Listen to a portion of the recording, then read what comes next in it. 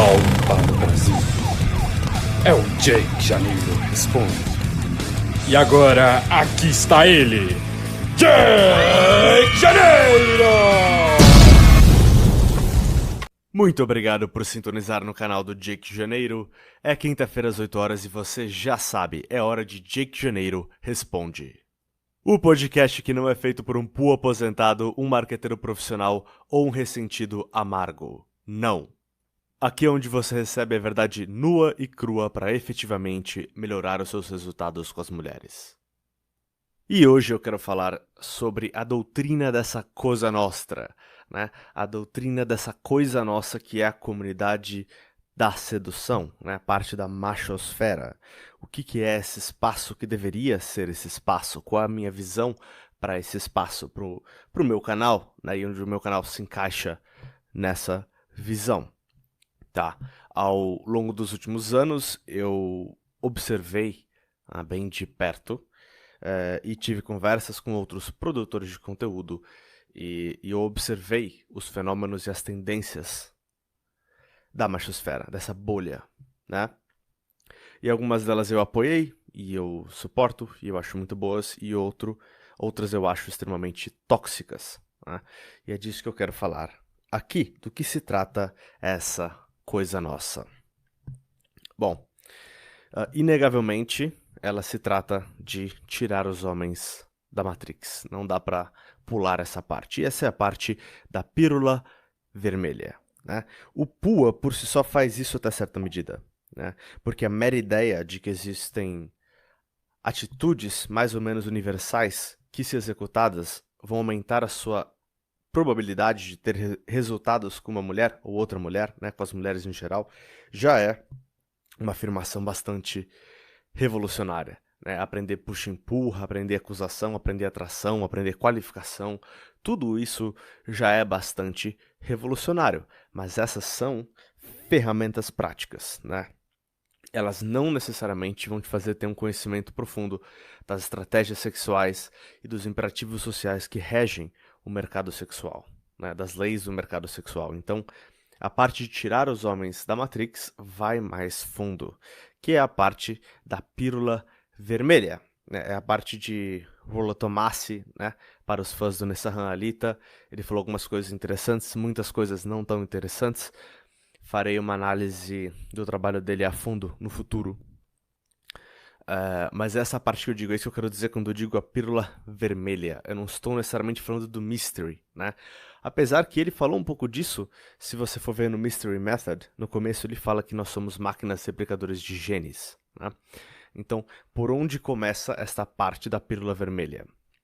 Começa questionando o projeto da modernidade como um todo, na verdade, porque quando eu digo projeto da modernidade, eu quero dizer esse universalismo globalista, né? Uma ética universal, um mercado universal, uma religião universal, caminhando para um governo universal nessa uma grande tribo no mundo todo, né? Essa ideia, basicamente, tá? Em paz. Essa ideia. A ideia de que nós podemos criar o mundo que nós quisermos, que nós podemos ser o que nós quisermos, né? Você pode ter uma banana não é uma banana pode se identificar como uma maçã. Eu não vou entrar em detalhes, mas vocês entendem onde eu quero chegar, o projeto moderno como um todo, tá? E de onde vem tudo isso? Vem da ideia da tábula rasa, né? O que é a tábula rasa? A tábula rasa é uma ideologia que propõe que 100% do que faz com que você seja você, do que define o que você sente, como você se comporta, é socialmente ensinado. Não existe nenhuma influência genética, biológica aí, tá? Ou seja, estudar, por exemplo, evolução é inútil, tá bom? Então, assim, é uma briga aí de uma suposta ciência social, né, que faz afirmações que não são falseáveis, contra uma ciência dura, que é a biologia, né, biologia evolutiva, baseada em matemática, em lógica, né, e em fatos e dados. Então, assim, você tem uma batalha aí do mundo como ele é versus como as pessoas acham que ele deveria ser, né, e querem moldá-lo à sua imagem, né? Então, começa por aí. Tá aí essa ilusão da tábua rasa, então, de que nós podemos criar o sistema para os seres humanos interagirem que nós quisermos, né? Isso vem da tábula rasa, ok? Os psicólogos sérios, né, sempre consideram que existem pelo menos duas categorias que explicam o nosso comportamento. A genética, né, o ambiente, a genética e o ambiente. São as duas categorias que os psicólogos sérios consideram, no mínimo. Alguns consideram uma terceira, que daí começa a ficar um pouco mais esotérica, a alma e etc. Mas no mínimo eles consideram essas duas. E a questão é sempre, né, qual peso se dá para uma e qual peso se dá para outra. Né? Então você vê que claramente os dois têm peso, né? Mas existe um fator ali de livre-arbítrio também, que entraria talvez nessa terceira parte da alma, da espiritualidade. Enfim, são questões metafísicas e filosóficas interessantes e complexas. E não temos a resposta, eu não tenho as respostas, ninguém tem as respostas, né? E aceitar que ninguém tem as respostas faz parte de tomar a pílula vermelha. Mas temos que admitir isso e chegar o tão próximo quanto nós conseguimos, né, para construir modelos do mundo que sejam eficazes, que tragam resultados. Né? Esse é o padrão daquilo que é verdade que nós temos que usar nessa comunidade. Não é um padrão exatamente científico, é um padrão pragmático. Funciona? Sim. Então vamos assumir que é verdade até provados o contrário. Né? Achamos algo que funciona melhor? Ótimo, vamos rever, certo? Então esse é basicamente o nível de rigidez com verdade que nós operamos. É mais uma arte que uma ciência. Nunca disse que isso é uma ciência, né? Nós lemos, daqueles entre nós que são sérios, né? Lemos e pesquisamos a ciência porque nos ajuda a entender melhor os padrões que nós encontramos no comportamento das mulheres e dos homens, né? E elaborar teorias que façam sentido com a experiência, né? Que não só eu, mas homens do mundo inteiro, graças à internet, se juntaram e encontraram, né? E a ciência, certo? Então, nós buscamos fazer isso. Então, essa é a primeira parte, né? A primeira parte, tirar os homens da Matrix, ou seja, acabar com essa ideia de tábula rasa, né? Trazer de volta a biologia, né? Homens e mulheres não são iguais, isso é uma consequência de você fazer isso. Né? Nós tivemos pressões evolutivas diferentes, por isso que nós somos diferentes. Aí você entra no dimorfismo sexual, né, que no caso do ser humano favorece o homem, sendo ele maior, mais forte do que a fêmea da espécie, etc. Né? E aí a gente começa a analisar essas coisas. Por que os homens e as mulheres são diferentes? Bom, porque sofreram pressões evolutivas diferentes. Né? O homem lutava, conseguia recursos, a mulher dava luz, cuidava das crianças, e a divisão de trabalho no seu nível mais alimentar, certo? Então, você entender que houveram essas pressões evolutivas diferentes e, portanto, nós experienciamos coisas como amor de formas diferentes. Nós temos, obviamente, estratégias sexuais diferentes, né? O homem, o que limita o sucesso reprodutivo do homem é o acesso às fêmeas, né? E o das fêmeas é o acesso a recursos, né? Porque ela tem um número muito limitado de filhos, né? Então, assim, as nossas estratégias sexuais e biológicas claramente vão ser muito diferentes. Tá? É você entender que a cultura de uma dada sociedade, ela vai refletir interesses biológicos, ela pode favorecer certos interesses enquanto prejudica outros. Né? Então, o imperativo de uma sociedade favorece mais o imperativo masculino ou feminino, é equilibrado, como é que é? Saber enxergar quais dessas convenções favorecem quais interesses, né? Você passa a ver o mundo daquilo que a gente chama de uma lente da pílula vermelha. Entender os vieses de interpretação do cérebro humano, né? Para conseguir ser mais racional, certo? Nas nossas decisões. Entender os nossos instintos, né? Por exemplo, como eu falei no meu vídeo sobre ciúmes. Por que o ciúmes existe? Ele vem do mesmo lugar por homem e para mulher? A resposta é não. Né? Como devemos lidar com isso? É uma programação biológica ultrapassada, né? Como a vontade de comer açúcar sem parar? Porque nós evoluímos em um ambiente de escassez de recurso e agora estamos em um ambiente de abundância de recurso. O ciúmes é uma programação biológica ultrapassada? Né? Não é. Né? Especialmente para os homens, não é. Tá? E isso são coisas que a pílula vermelha vai te mostrar. Tá? Você entender esse tipo de coisa. Voltar a ter um contato com seus instintos, entender de onde eles vêm, para que eles servem, né? Quais deles estão ultrapassados, quais não estão. E dos que não estão, como saber quando eles não estão doentios, como por exemplo o ciúmes ficar sobreestimulado e a pessoa fica paranoica, obsessivo em relação a isso. Né? Manter esses instintos em xeque, não deixar eles saírem do controle. Né? Tudo isso vem da sua perspectiva da Pílula Vermelha, então você precisa tirar os homens da Matrix. Tá? Então esse é o primeiro passo da comunidade de sedução, como parte da machosfera. Eu sempre disse que nós precisamos, ao mesmo tempo que ensinar as técnicas PUA, que ensinar o jogo, como se diz, as estratégias para ganhar o jogo, né? Nós também precisamos ensinar a pílula vermelha, né? Ou seja, ensinar o que está por trás das cortinas, os mecanismos, as verdades, né? Que as pessoas não querem, têm medo de falar e não querem ouvir, né? Como essas que eu falei para vocês até agora. Tá? Você precisa unir as duas coisas. Por quê? Porque se você só ensina o jogo, o que você cria é aquilo que o Rollo Tomassi chamou de crianças com dinamite. Né? Os caras conseguem resultados inicialmente, mas como eles não consertaram certas crenças fundamentais e padrões de comportamento fundamentais, eles vão prosseguir para ser abandonados por essas mulheres, serem traídos, serem deixados, ter péssimas experiências em relacionamento.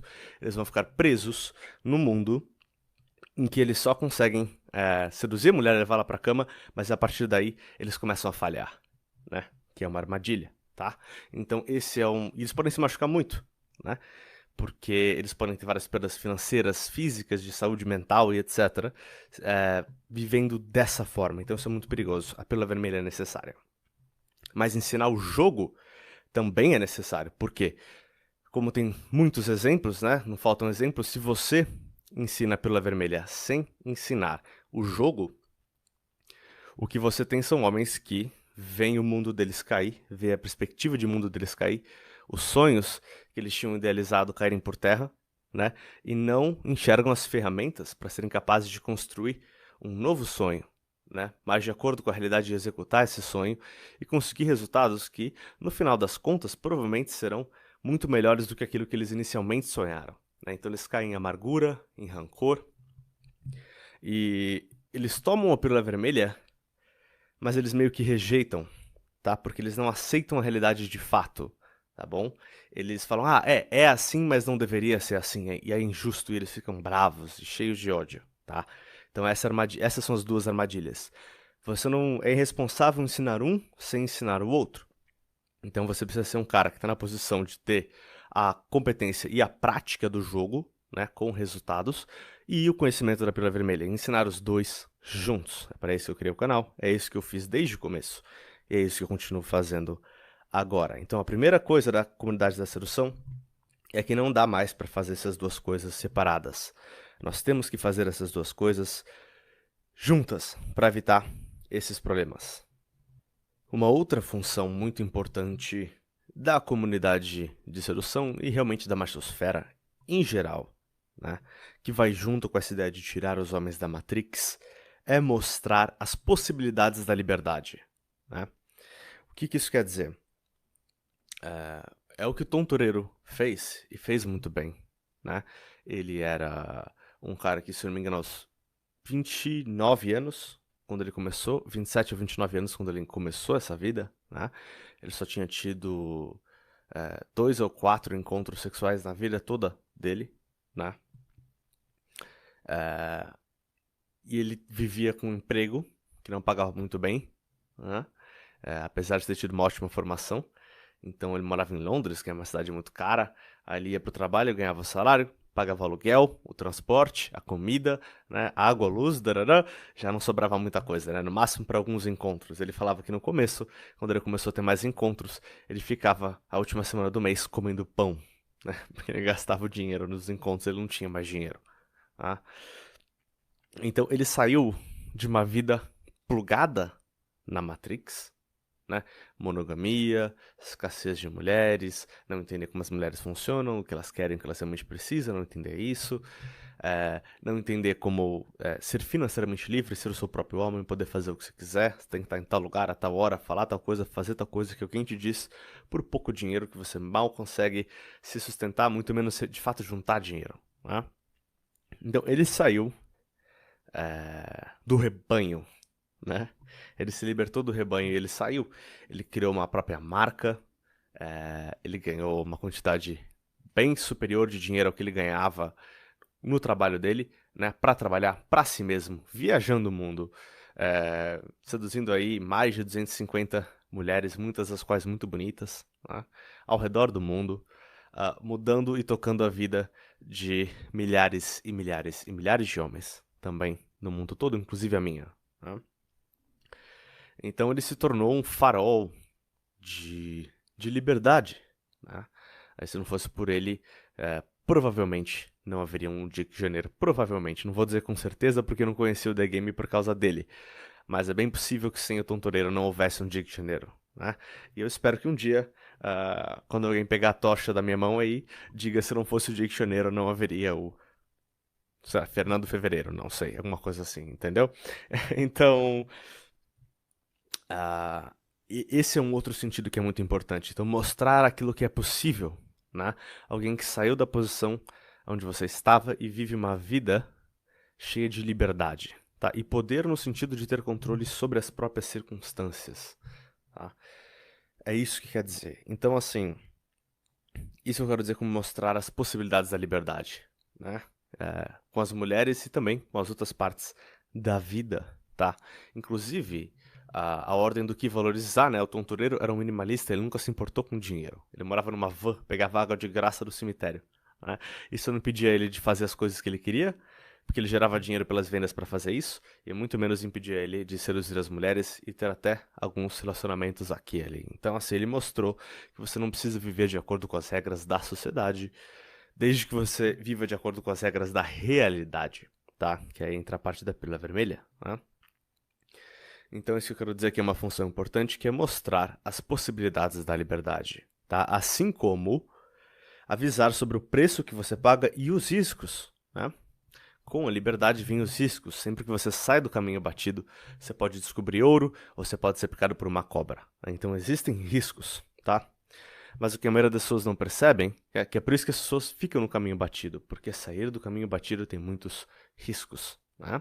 Mas o que as pessoas não percebem é o risco de ficar no caminho batido e ser igual a todo mundo, né?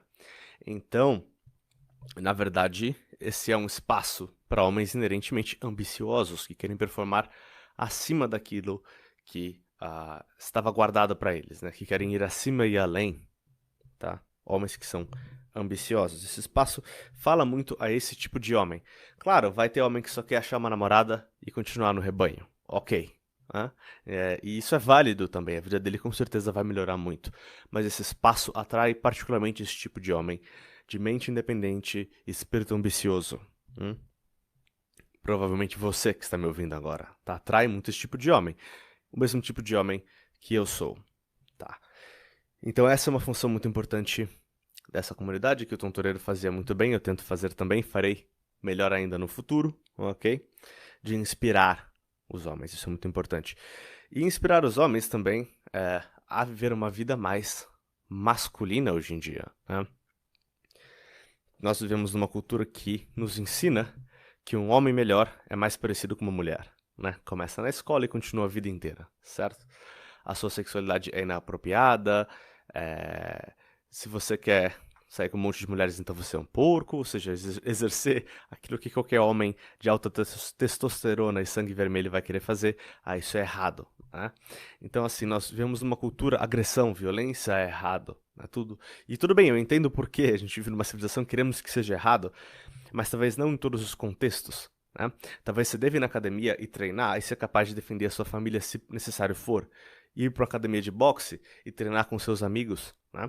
Talvez ser forte e musculoso e saber lutar seja um valor ainda, né? Ser capaz de violência no mundo que ainda é, como sempre foi e sempre será, comandado pela violência. Então, você pensar e refletir sobre a sua masculinidade, né? E ver que muito daquilo que você foi condicionado talvez não seja como você realmente queira viver e se enxergar, tá bom? Porque todos somos condicionados, né? Por pai, mãe, irmãos, irmãs, se tiver, amigos, colegas, escola, mídia, todos nós somos condicionados. Eu estou te condicionando agora através desse podcast. Eu sou condicionado, todos são condicionados. quem você é entra na escolha de quem você deixa de condicionar. Você tem escolha. Escolher ouvir a que você escuta. Você escutou, mas aí você escolhe se você quer ouvir ou não, certo? Aí que entra quem você é, quem você quer ser, certo? Então, inspirar e mostrar uma cultura mais masculina, mais em contato com o que você é, não necessariamente quem você é, mas o que você é, certo? E incentivar uma cultura em linha com essa questão da masculinidade, né?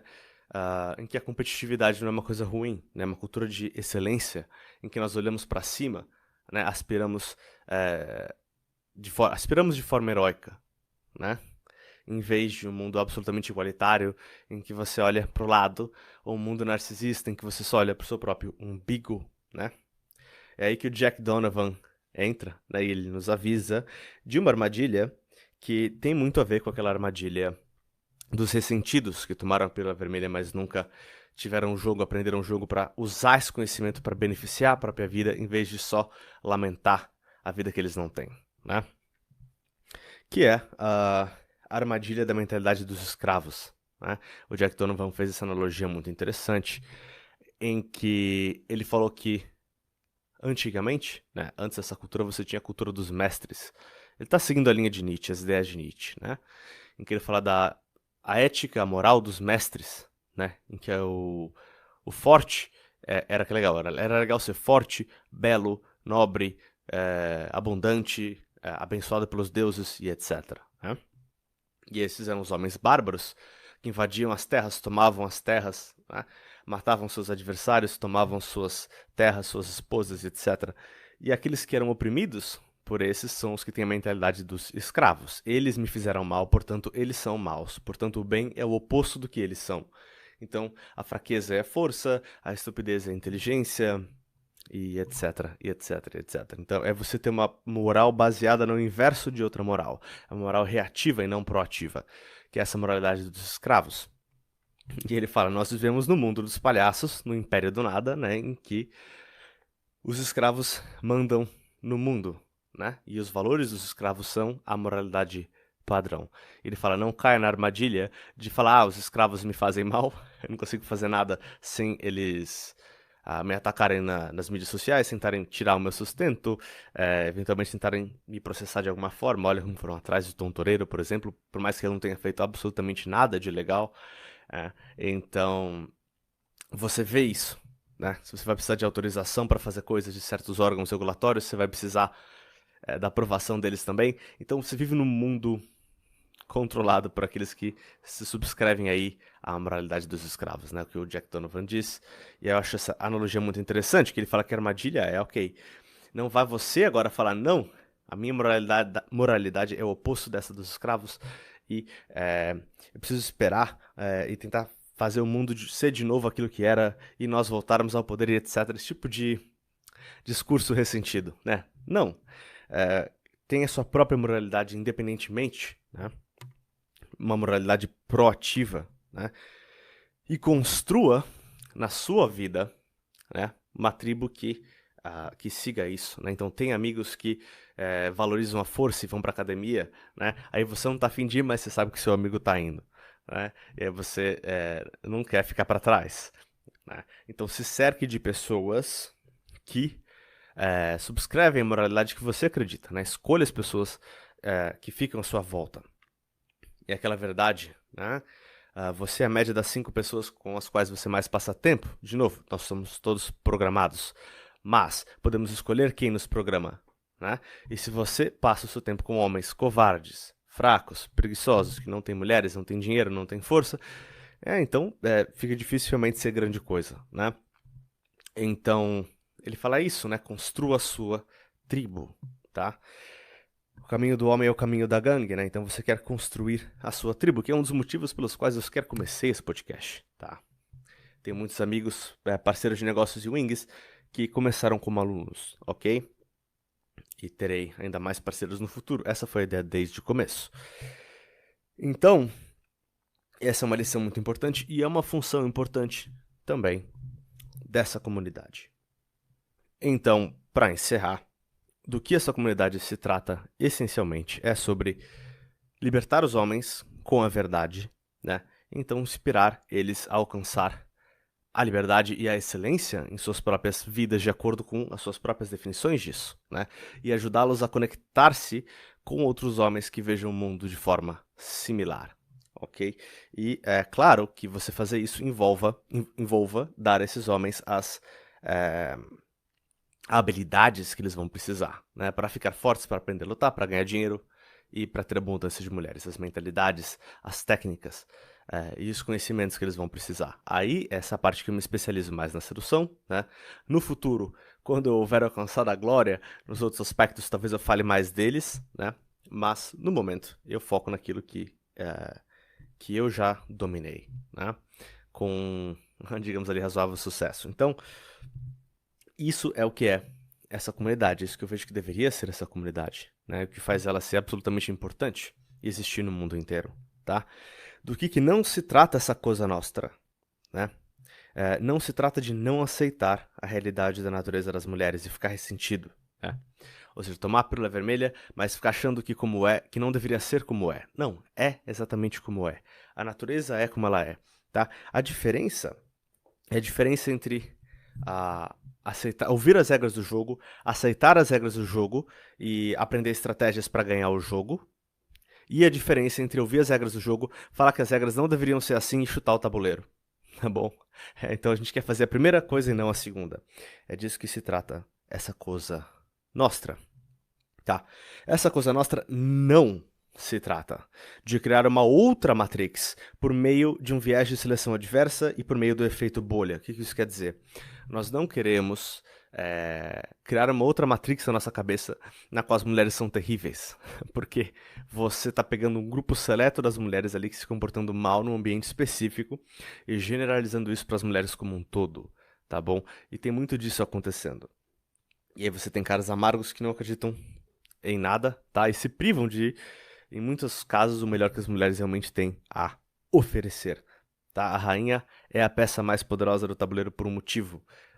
Se você souber inspirar e cativar e comandar isso dela, senão ela pode destruir a sua vida realmente, ok? Então o poder de destruição ali não vem separado de um poder de construção, se você souber encontrar. Então assim, nós não queremos criar uma outra Matrix com base em pegar uma bolha de mulheres ali, uma bolha de fenômenos e generalizar isso completamente, tá? Não quer dizer que nós não devemos olhar esse fenômeno e falar, ok, por que essa mulher está agindo assim? Como é que a hipergamia se comporta nesse cenário? É assim, assim, assim. Ok, vou ficar longe destas mulheres. Isso é perfeitamente aceitável, tá? Então isso é importante, não tem nada de errado com isso. Eu não vejo nada de errado em fazer algumas jogadas defensivas, né? Olhar bandeiras vermelhas que, por exemplo, você não vai querer uma mulher, ou se você for um homem muito bem sucedido financeiramente, você planejar para se proteger de um eventual golpe faz sentido, né?